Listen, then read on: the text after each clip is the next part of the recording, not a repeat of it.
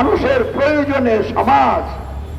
ইসলামী সমাজের উদ্যোগে মঙ্গলবার সকালে জাতীয় প্রেস ক্লাবের সামনে রাষ্ট্রপতি, প্রধানমন্ত্রী, speaker, deputy speaker, chief whip, বিরোধী দলীয় নেতা এবং বিরোধী দলীয় চিফ হুইপ বরাবর সমাজ ও রাষ্ট্রে ইসলাম প্রতিষ্ঠা কার্যকরী পদক্ষেপ গ্রহণের জন্য ইসলামী সমাজের আমির সৈয়দ হুমায়ুন কবিরের লিখিত চিঠি প্রদানের লক্ষ্যে সংক্ষিপ্ত সমাবেশ অনুষ্ঠিত হয়েছে। দায়িত্বশীল কর্মকর্তা, গুরুত্বপূর্ণ ব্যক্তি।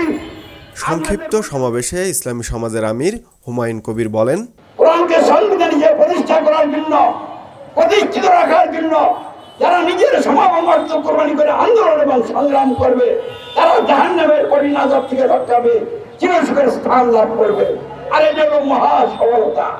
সমাবেশ শেষে ইসলামী সমাজ গঠিত প্রথম টিম সুলাইমান কবিরের নেতৃত্বে বঙ্গভবন, দ্বিতীয় টিম মোহাম্মদ ইউসুফ আলী মোল্লার নেতৃত্বে প্রধানমন্ত্রীর কার্যালয় এবং তৃতীয় টিম মোহাম্মদ ইয়াসিনের নেতৃত্বে সংসদ সচিবালয়ে গিয়ে চিঠি প্রদান করেন। বাংলাদেশের সংবিধান আল কোরআন বিরোধী সংবিধান।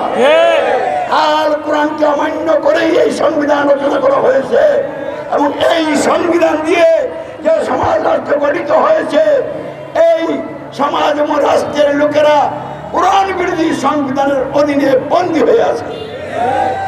মানুষের ক্ষমতায়ন বিধান শাসন কর্তৃত্বের অধীনে বন্দী হয়ে আছে।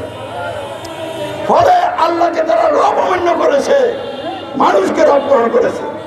তারপরে তারা সমাজ এবং রাজকরণ পরিচালনার জায়গায় এই গণতন্ত্রের ভিত্তিতে রচিত সংবিধানের আইনগুলি কর্মক্ষেত্রে বাস্তব জীবনে পালন করতেছে।